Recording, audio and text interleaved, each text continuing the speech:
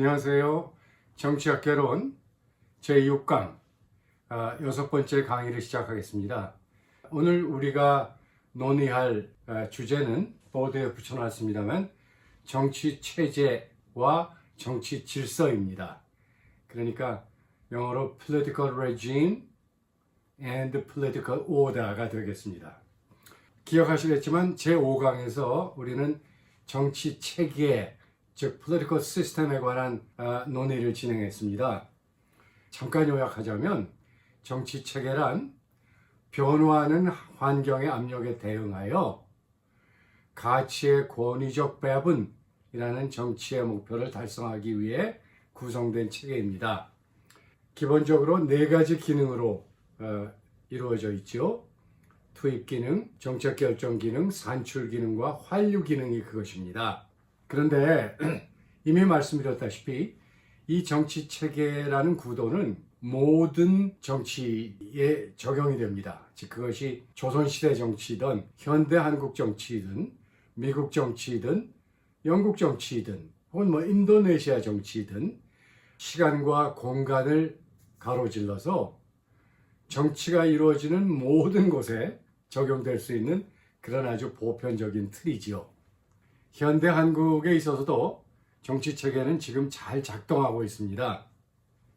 그러니까 한국이 그간 겪어온 환경 압력에 대응해서 환경 압력이란 경제적 환경으로부터의 압력이 있을 수도 있고 또 국제적인 환경으로부터의 압력일 수도 있죠.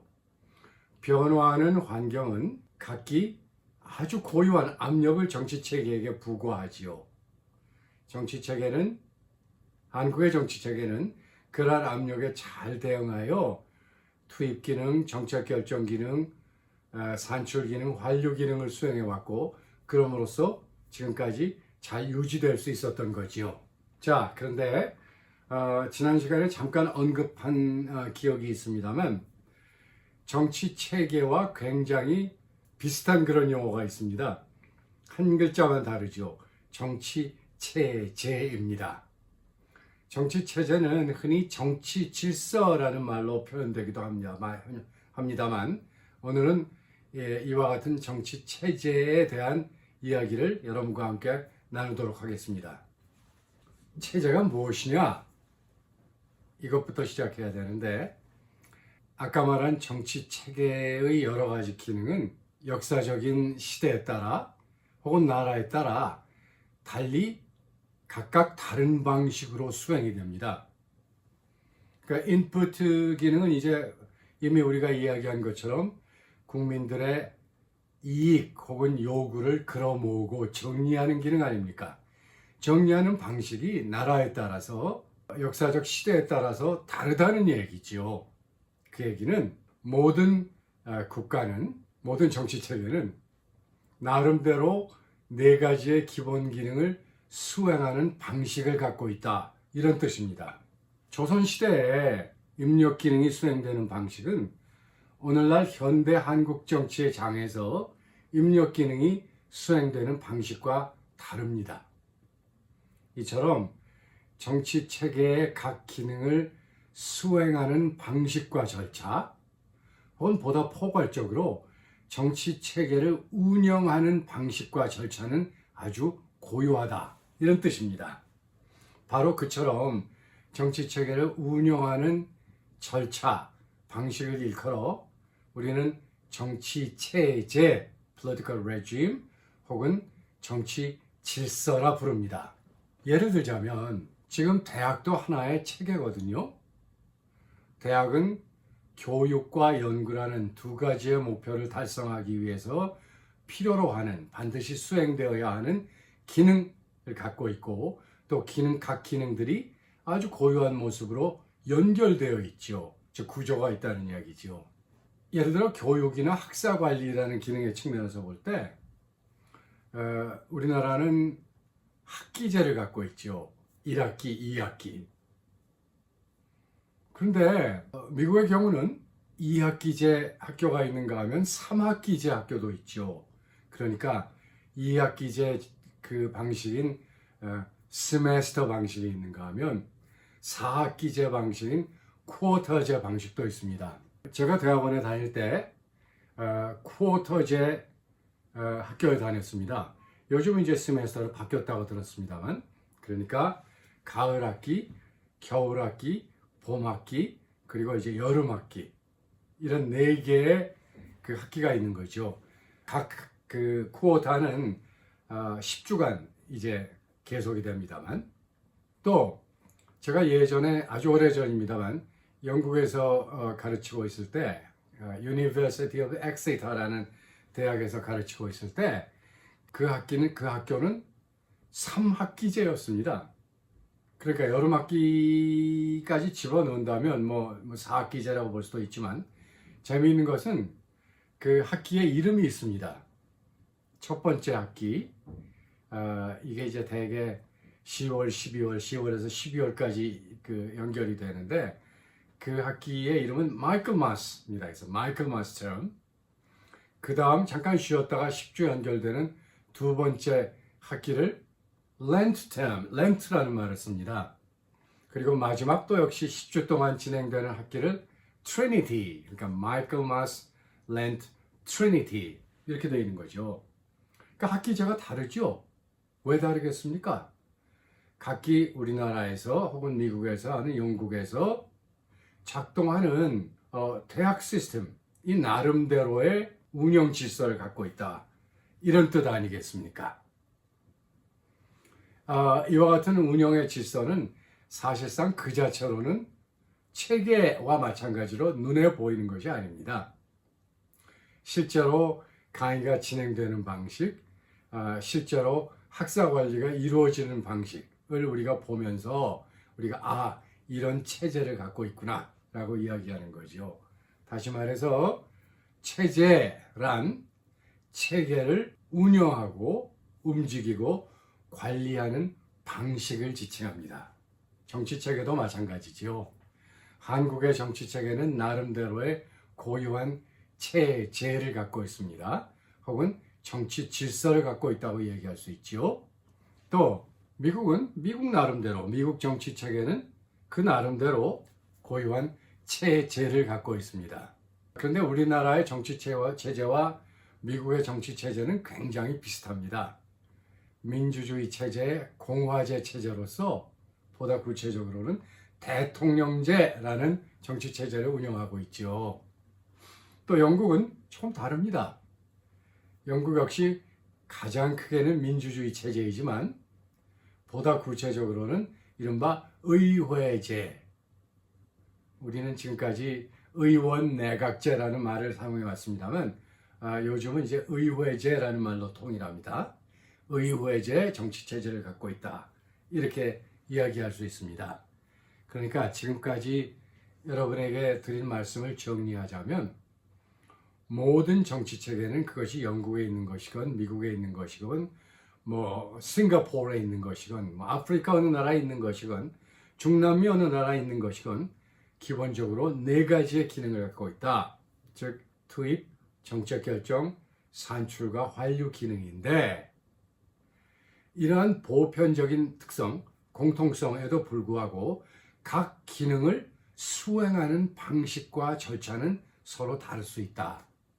바로 이처럼 정치체계의 각 기능을 수행하는 방식과 절차, 혹은 가장 포괄적으로 정치체계를 운영하는 그런 절차, 그것은 서로 다를 수 있다. 그리고 그것을 바로 우리는 체제, 정치체제 혹은 정치 질서라는 말로 표현한다, 이런 의미가 되겠습니다. 자, 그렇다면 정치학적으로 정치 체제를 어떻게 정의하고 있는가를 먼저 이야기해 볼 필요가 있겠죠. 정치 체제는 방금 말씀드린 것처럼 정치 체계를 운영하기 위한 정치적이자 법적인 절차 혹은 질서를 의미한다, 이렇게 얘기할 수 있죠. 대학에 학칙이 있지 않습니까? 학칙이 대학마다 조금씩 달라요. 물론 많은 부분은 공통점이 있습니다만, 학칙이 뭐냐 하면 대학이라는 시스템을 운영하기 위해서 필요로 하는 절차를 말하죠.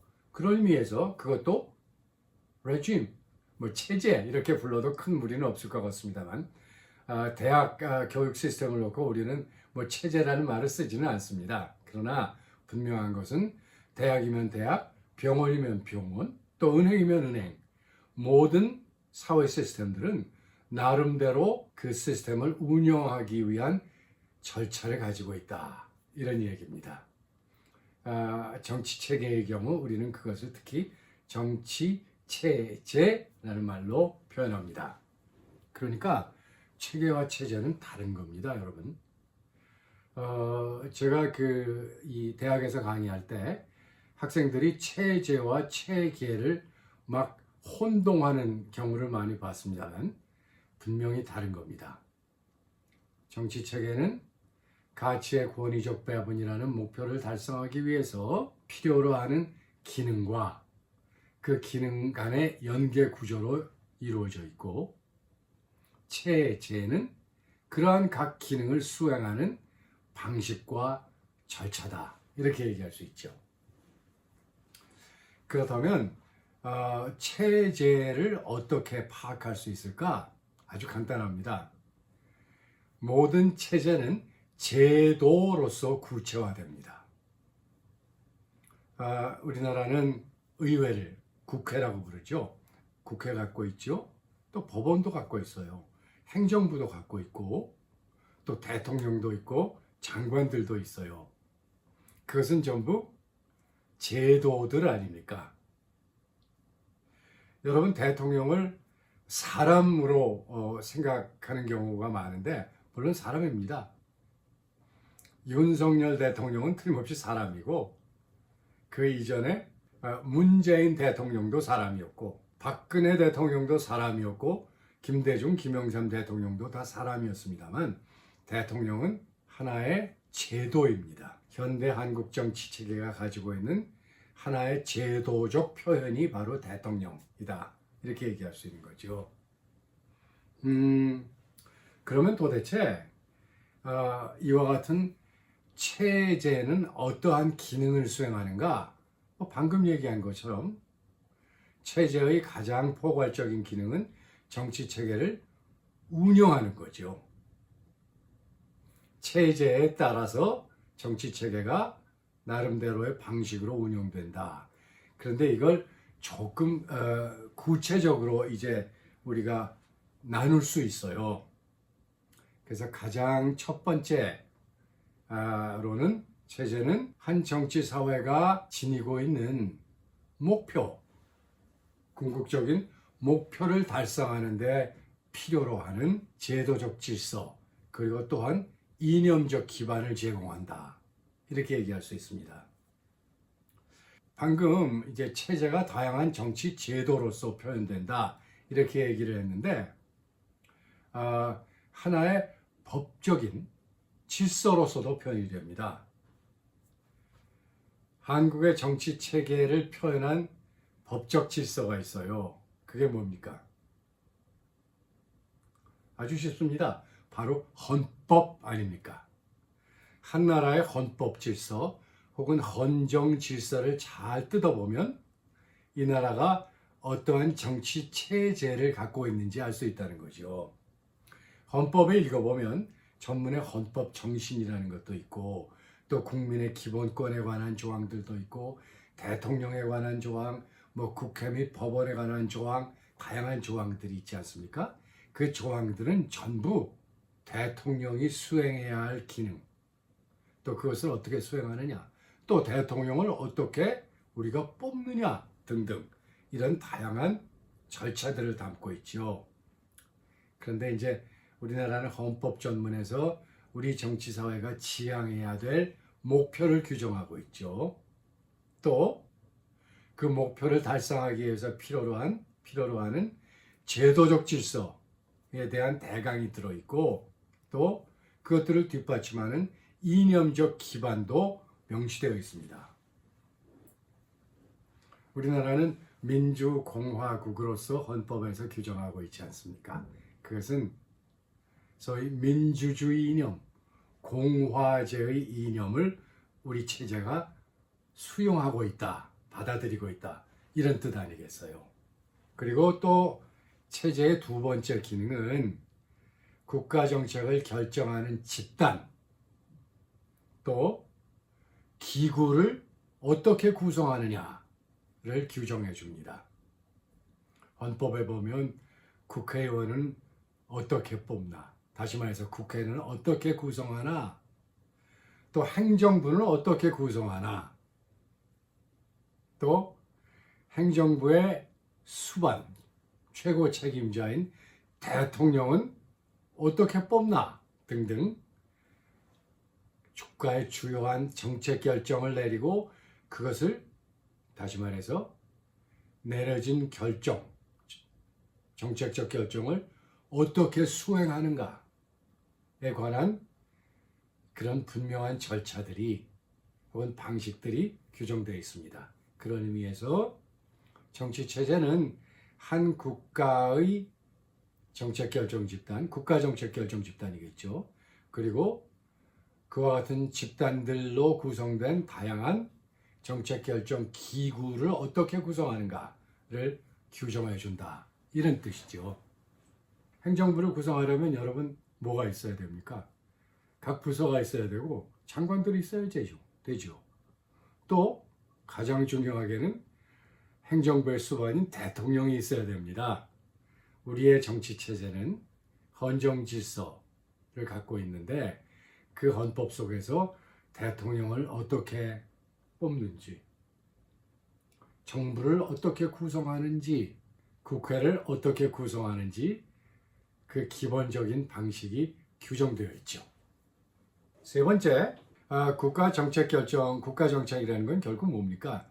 우리가 political system 얘기할 때 다루었지만 국민의 요구와 이해관계가 투입되고 그것에 따라서 그 요구에 대응하기 위한 정책이 결정되고 또 그 다음으로는 만들어진 정책을 수행하는 기능, 또 그와 같은 정책 수행에 필요한 자원을 사회로부터 끌어내는 기능, 아웃풋 기능이죠. 그러니까 인풋, 정책 결정, 아웃풋 기능을 수행해야 되는데 그 기반은 어디에 있습니까? 국민의 요구와 그리고 이해관계죠. 그래서 이처럼 국가정책 결정의 기반이 되는 국민의 혹은 사회적인 여러 집단의 요구와 이해관계를 어떻게 끌어내느냐, 또 이들은 어떻게 자신의 이해관계와 요구를 표출하느냐, 절차와 방식이 있어야 될 것 아니겠습니까? 그것 역시 체제가 규정해 준다, 이런 뜻이죠. 우리는 우리의 요구를 어떻게 표현합니까? 다양한 절차가 있지 않습니까? 선거를 통해서도 표출합니다. 따라서 선거를 어떻게 치룰까 중요하지요. 그것을 한국의 정치 체제는 규정해 줍니다. 또 이해관계를 같은 이해를 가진 사람들끼리 모이지 않습니까? 그래서 결사체를 만들어내고 또 그 결사체를 통해서 이해관계를 표명하지 않습니까? 우리나라에는 틀림없이 다양한 사회 분파 집단의 이해관계를 모으고 대변해주는 그런 조직들이 있습니다. 정치 조직 혹은 정치 제도라고 얘기해도 큰 무리는 없습니다만 무엇입니까? 정당 아닙니까? 노동자 계열, 노동하는 집단의 이해관계를 끌어내고 표명해주는 이제 정당들이 있죠. 또 우리가 보수, 무슨 진보 이런 얘기를 많이 합니다만 우리가 나중에 이념을 다룰 때 그것이 그렇게 함부로 사용되어서는 안 되는 용어다라는 것을 다시 이야기하겠습니다만 소시민을 대표하는 그런 이제 정치 조직도 있고 또 기업을 대변하는 그런 조직도 있을 수 있고 또 중산층을 대변하는 그런 집단도 있을 것 아니겠습니까? 그와 같은 각 사회 분파 집단의 이익이 어떻게 표출될 수 있나, 또한 그들의 이해관계가 어떻게 모여질 수 있나, 특정한 방식과 절차가 필요한데 한국의 정치 체제는 그런 방식을 일정한 제도를 통해서 표현하는 그런 절차를 규정해 준다, 이런 뜻입니다. 그 다음에 이제 정치 체제가 가지고 있는 굉장히 중요한 기능이 또 하나 있는데, 그건 뭐냐 하면 바로 권력 행사에 대해서 어떻게 저항하느냐, 혹은 권력자, 권력 집단, 뭐 정부, 대통령, 뭐 국회의원 다 좋습니다. 그런 정책 결정 집단 혹은 권력 집단을 시민과 국민이 어떻게 통제할 수 있느냐에 관한 절차와 방식을 역시 체제가 규정해 준다, 이런 뜻입니다. 두 번째 세션에 이제 보다 구체적으로 체제의 유형, 뭐 민주주의 체제, 권위주의 체제, 독재 체제, 뭐 공화제, 뭐 왕정, 이런 이야기를 진행하도록 하겠습니다. 첫 번째 세션은 일단 여기서 마무리하도록 하겠습니다.